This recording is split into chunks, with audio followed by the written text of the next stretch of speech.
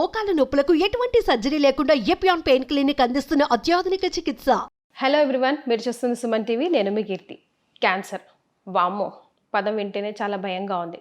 చాలా prominent and చాలా కామన్గా వినిపిస్తున్న డిజీజ్ అయిపోయింది.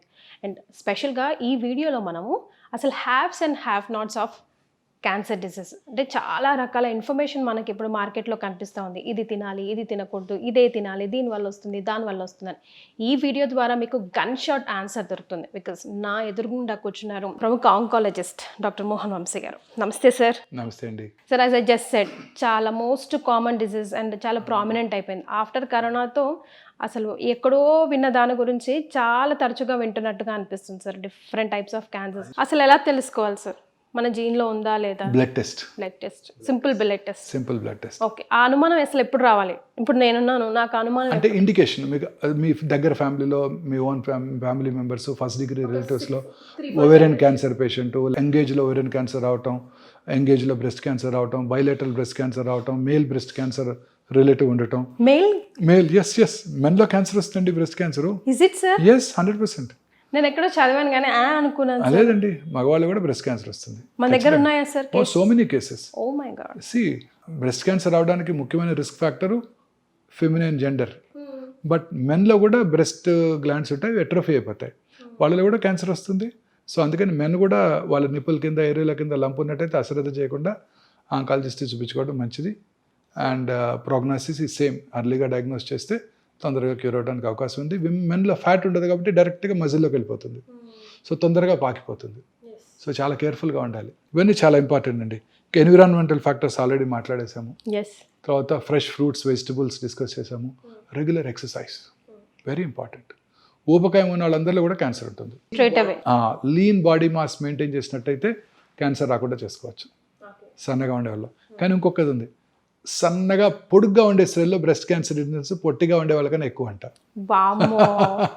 హైట్ పీపుల్నే కదా సార్ అందరూ ఇష్టపడతామా?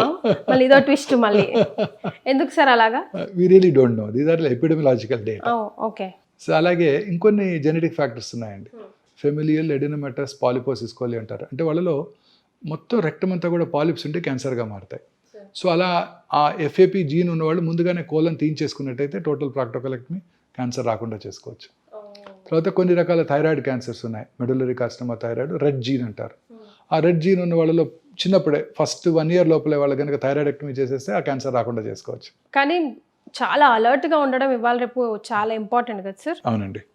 తర్వాత ఈ చాలామంది స్త్రీలు కొన్ని రకాల హార్మోన్స్ తీసుకునే వాళ్ళు. ఇంత ముందు కాలంలో హార్మోన్ రిప్లేస్మెంట్ థెరపీ అనేవారు. ఎర్లీగా మెనోపాజ్ వచ్చిన వాళ్ళు ఆ మెనోపాజ్ సిమ్టమ్స్ని అవాయిడ్ చేయడానికి చాలా కామన్గా. నేను కెరియర్ స్టార్ట్ చేసినప్పుడు 20 years back it was very commonly used this thing. Oestrogen pills, combined oestrogen progesterone pills for to prevent post menopausal side effects. ఇప్పుడు అవన్నీ కూడా క్యాన్సర్ రావడానికి దోహదం చేస్తాయి. అలాగే అనేక రకాల ఇన్ఫెక్షన్స్ కూడా క్యాన్సర్ రావడానికి దోహదం చేస్తాయండి. For example human papillomatous virus in women, HPV virus. ఈ హెచ్పివి వైరస్ మన కోస్టల్ ఆంధ్రప్రదేశ్, తమిళనాడు, ఒరిస్సాలో ఎక్కువగా ఉంటుంది. హ్యూమిడ్ ఎన్విరాన్మెంట్లో ఎక్కువగా వ్యాప్తి చెంది క్యాన్సర్ అవడానికి దోహదం చేస్తుంది. సో దానికి వ్యాక్సిన్ కనుక వేయించుకున్నట్టయితే ఆ క్యాన్సర్ రాకుండా చేసుకోవచ్చు. సో ఇప్పుడు వ్యాక్సిన్స్ తీసుకోవచ్చా సార్? ఈ క్యాన్సర్కి, సర్వైకల్ క్యాన్సర్కి పిల్లలందరూ 10 ఏళ్ళు రాగానే ఫస్ట్ ఆ వ్యాక్సిన్ ఇచ్చేసినట్టయితే 10 yearsకి స్మాల్ పాక్స్ని, పోలియోని ఎట్లా ఎరాడికేట్ చేసామో ఈ క్యాన్సర్ని కూడా మనం ఎరాడికేట్ చేసుకోవచ్చు. పెళ్ళైన వాళ్ళు కూడా తీసుకోవచ్చు, బట్ ముందుగా లేదని టెస్ట్ చేసుకోవాలి. 1 year పాటు ప్రెగ్నెన్సీ అవాయిడ్ చేయాలి.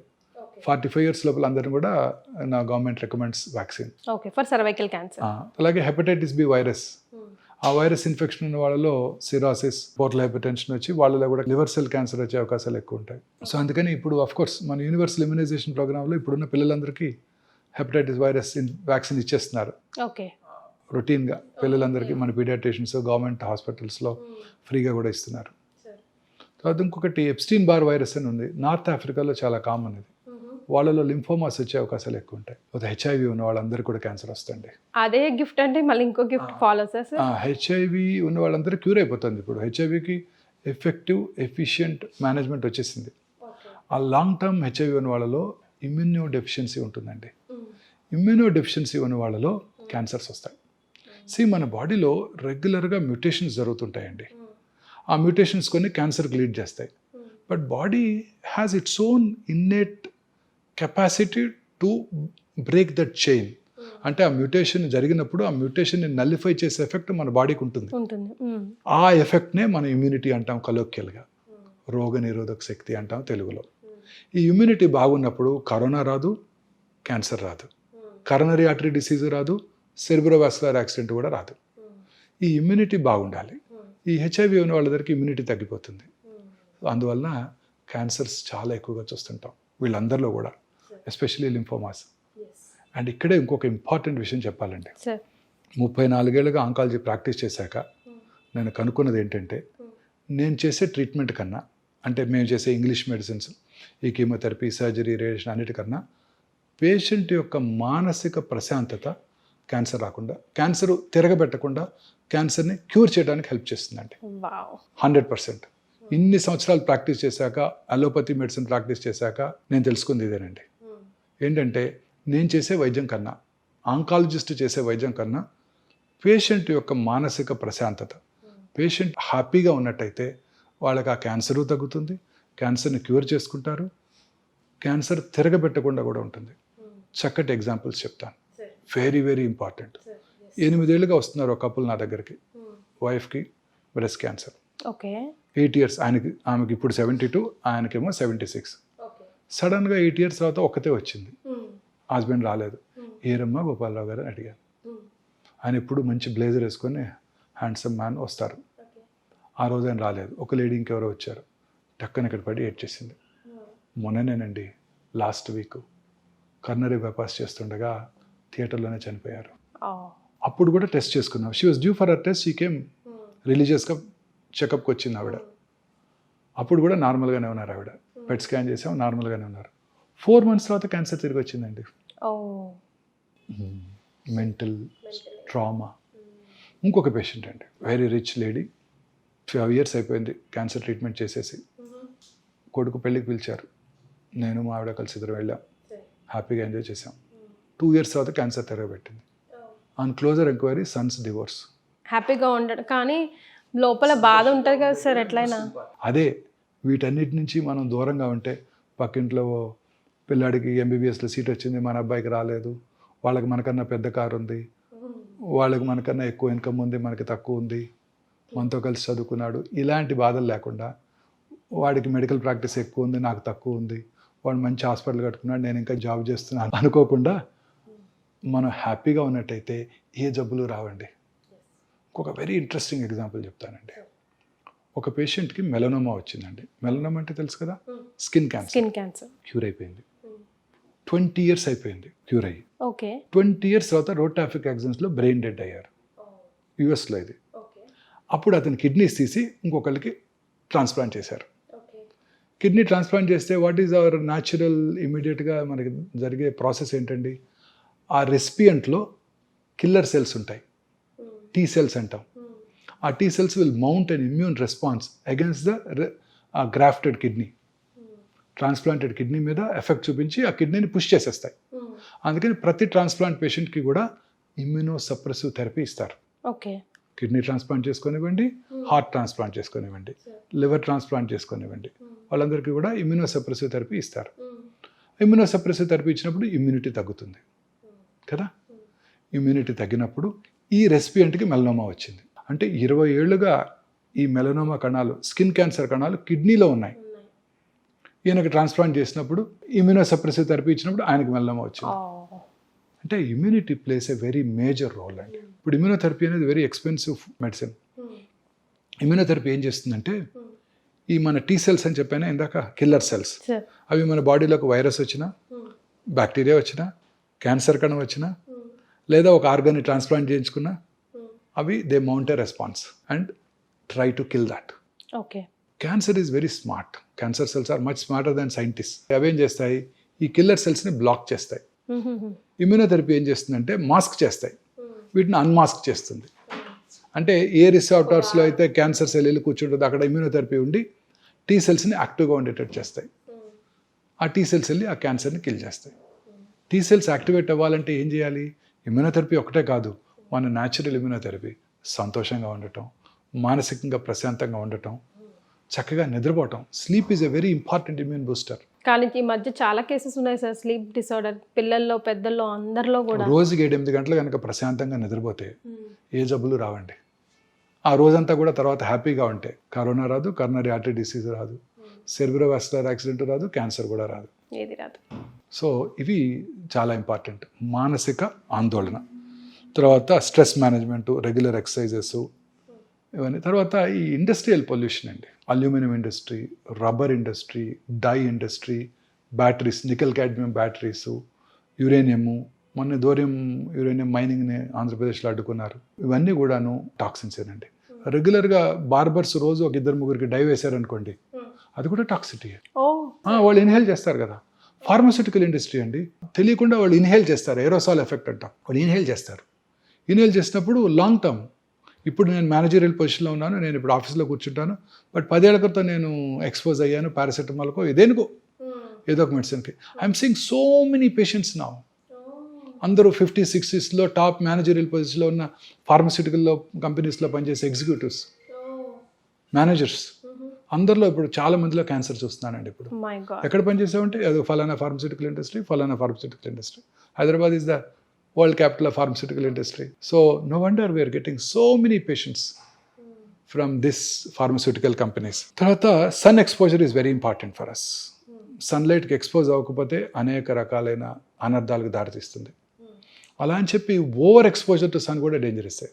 స్కిన్ క్యాన్సర్స్ వచ్చే అవకాశాలు ఉంటాయి బిఫోర్ 10. ఓవర్ ఎక్స్పోజర్ డేంజరస్, అసలు ఎక్స్పోజర్ అవ్వకపోవడం కూడా వెరీ డేంజరస్. ఇంత సన్లైట్ ఉండి మనం ఎక్స్పోజ్ అవ్వకుండా విటమిన్ డి సప్లిమెంట్స్ తీసుకుంటున్నాం అంటే ఇమాజిన్. సప్లిమెంట్ అంటే గుర్తొచ్చింది కదా సార్, సప్లిమెంట్స్ తో కూడా క్యాన్సర్ కి సైడ్ ఎఫెక్ట్స్ ఉంటున్నాయి అంటున్నారు, నిజమేనా సార్? అలానే లేదండి, అన్ని సప్లిమెంట్స్కి ఏం లేదు, అన్ని ఏటికి లేవు. తర్వాత క్యాన్సర్ రాకుండా చేసుకోవడానికి ఇంకొక ఇంపార్టెంట్ మెజర్ ఏంటంటేనండి రెగ్యులర్ స్క్రీనింగ్. మొన్ననే Zerodha stock broking app CEO had a podcast with bill gates. అప్పుడు ఆయన మీ హెల్త్ ఎలా మెయింటైన్ చేసుకుంటారని అడిగారు మిస్టర్ కామత్ ఆయన్ని. అడిగితే అప్పుడు ఈ side I do a test called గ్రెయిల్ అన్నారు ఆయన. గ్రెయిల్ GRAIL. గ్రెయిల్ actually is a companies name. Test పేరేమో గ్యాలరీ. ఆ టెస్ట్ చేసుకుంటే, బ్లడ్ టెస్ట్ చేసుకుంటే నియర్ ఫ్యూచర్లో 50 టైప్స్ ఆఫ్ క్యాన్సర్ వచ్చే అవకాశాలు తెలిసిపోతాయండి. ఇంకా లేదు ఇండియాలో అవైలబుల్ లేదు. బట్ ఇప్పుడు కొత్త కంపెనీస్ చాలా వచ్చేసాయి. ఇజ్రాయలీ బేస్డ్ టెక్నాలజీ ఒకటి మనకి ఇండియాలో అందుబాటులోకి రాబోతుందండి. సలైవా నుంచి you spit and you test the spit, you can predict 77 cancers. Oh my god. Okay, at least we are developing in such a way. అది కనుక వచ్చే సూచనలు కనుకున్నట్టయితే అప్పుడు రెగ్యులర్గా స్క్రీనింగ్ చేసుకోవచ్చు. మీరు అన్నారే నాకు ఏమీ తెలియకుండా చివరి స్టేజ్లో వచ్చేసిందని, దాన్ని మనం ప్రివెంట్ చేయవచ్చు. సార్ ఏ ఏజ్ నుంచి చేసుకోవాలి? సో ఫర్ ఎగ్జాంపుల్ స్క్రీనింగ్ అంటే ఫర్ ఎగ్జాంపుల్ అన్నిటికీ లేవండి. విమెన్లో బ్రెస్ట్ క్యాన్సరు, సర్వైకల్ క్యాన్సర్కి primary prevention vaccine, secondary prevention కూడా ఉంది. సర్వైకల్ క్యాన్సర్కి ఏంటంటే ప్రొలాంగ్డ్ ప్రీ క్యాన్సరస్ ఫేజ్ ఉంది. సో ముందుగా పాప్స్మియర్ టెస్ట్ చేసుకోవడం ద్వారా క్యాన్సర్ అవడాన్ని ముందుగా తెలుసుకోవచ్చు. అప్పుడు సరైన ట్రీట్మెంట్ తీసుకుంటే క్యాన్సర్ రాకుండా చేసుకోవచ్చు. అలాగే బ్రెస్ట్ క్యాన్సర్కి అర్లీగా డయాగ్నోస్ చేసుకున్నట్టయితే క్యూర్ చేసుకోవడానికి అవకాశం ఉంది. యునైటెడ్ స్టేట్స్లో ఇందాక డిస్కస్ చేసాం 1.9 మిలియన్ న్యూ క్యాన్సర్స్ వస్తే క్యాన్సర్ వల్ల చనిపోయే వారి సంఖ్య సంవత్సరానికి ఓన్లీ 63,000. సో క్యూర్కి ఉంది అవకాశం, క్యూర్ ఎక్కువ అవకాశాలు ఉన్నాయి. ఇండియాలో half of the people are dying. 1.4 millions వస్తే 900,000 క్యాన్సర్ వల్ల చనిపోతున్నారు. సో మోర్టాలిటీ మనకి చాలా ఎక్కువగా ఉంటుంది. కారణం ఏంటంటే మనం లేట్గా డయాగ్నోస్ చేస్తున్నాం. సో బ్రెస్ట్ క్యాన్సర్ని మనం ఎర్లీగా గుర్తించాలంటే mammography screening very important. At risk groups ఉన్న వాళ్ళంతా కూడా 40 years నుంచి, రిస్క్ లేని వాళ్ళు 50 to 65 కనుక రెగ్యులర్గా డిజిటల్ మ్యామోగ్రఫీ చేయించుకోవడం ద్వారా అతి తక్కువ రేడియేషన్ ఎక్స్పోజర్తో మనం క్యాన్సర్ రావటాన్ని ముందుగా పసిగట్టవచ్చు.